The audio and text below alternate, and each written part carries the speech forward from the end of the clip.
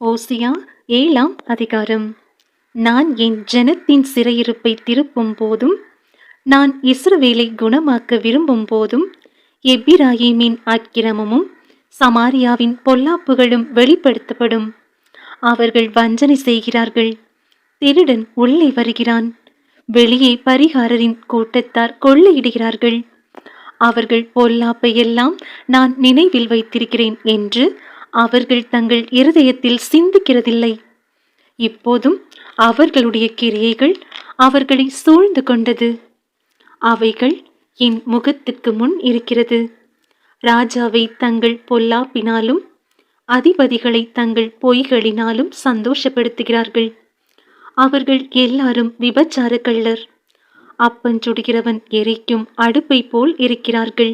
அவன் மாவை பிசைந்தது முதல் அது உப்பி போகும் மட்டும் அனலை மூட்டாமல் ஓய்ந்திருக்கிறான். நம்முடைய ராஜாவின் நாள் என்று சொல்லி அதிபதிகள் திராட்சரச துருத்திகளால் அவனுக்கு வியாதியுண்டாக்குகிறார்கள். சரசக்காரரோடே கூட அவன் தன் கையை நீட்டுகிறான். அவர்கள் பதிவிருக்கும் போது தங்கள் இருதயத்தை அடுப்பை போல் ஆயத்தப்படுத்துகிறார்கள். அவர்களில் அடுப்பு மூட்டுகிறவன் முழுதும் தூங்கினாலும் காலமேயோவென்றால் அது ஜுவாலிக்கிற அக்கினியாய் எரியும். அவர்கள் எல்லாரும் அடுப்பை போல அனலாகி தங்கள் நியாயாதிபதிகளை பட்சித்தார்கள். அவர்களுடைய ராஜாக்கள் எல்லாரும் விழுந்தார்கள். அவர்களில் என்னை நோக்கி கூப்பிடுகிறவன் ஒருவனும் இல்லை. எப்பிராயீம் அந்நிய ஜனங்களோடே கலந்திருக்கிறான். எப்பிராயீம் திருப்பி போடாத அப்பம். அந்நியர் அவனுடைய பலத்தை தின்கிறார்கள். அவனோ அதை அறியான். நரைமயிரும் அவனில் தெளித்திருக்கிறது. அவனோ அதை அறியாதிருக்கிறான். இஸ்ரவேலின் அகந்தை அவர்கள் முகத்துக்கு முன்பாக சாட்சியிட்டாலும் அவர்கள் தங்கள் தேவனாகிய கர்த்தரிடத்தில் திரும்பாமலும் இவை எல்லாவற்றிலும் அவரை தேடாமலும் இருக்கிறார்கள். எப்பிராயீம் பேதையான புறாவை போல் இருக்கிறான். அவனுக்கு புத்தி இல்லை. எகிப்தியனை கூப்பிடுகிறார்கள். அசீரியனிடத்துக்கும் போகிறார்கள்.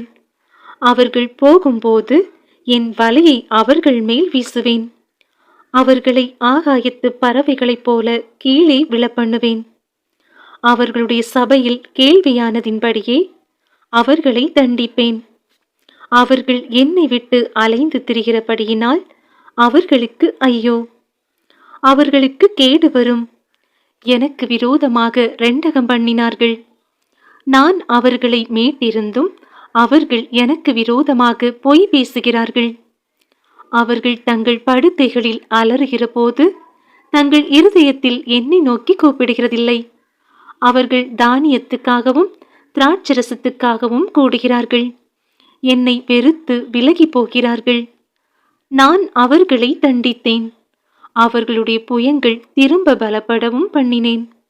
ஆகிலும் எனக்கு விரோதமாக பொல்லாப்பு நினைக்கிறார்கள். திரும்புகிறார்கள். ஆனாலும் உன்னதமானவரிடத்திற்கு அல்ல. மோசம் போக்குகிற வில்லை போல் இருக்கிறார்கள். அவர்களுடைய அதிபதிகள் தங்கள் நாவினுடைய உக்கிரத்தின் நிமித்தம் பட்டயத்தால் விழுவார்கள். இதுவே எகிப்து தேசத்தின் நிமித்தம் அவர்களுக்கு வரும் நிந்தை.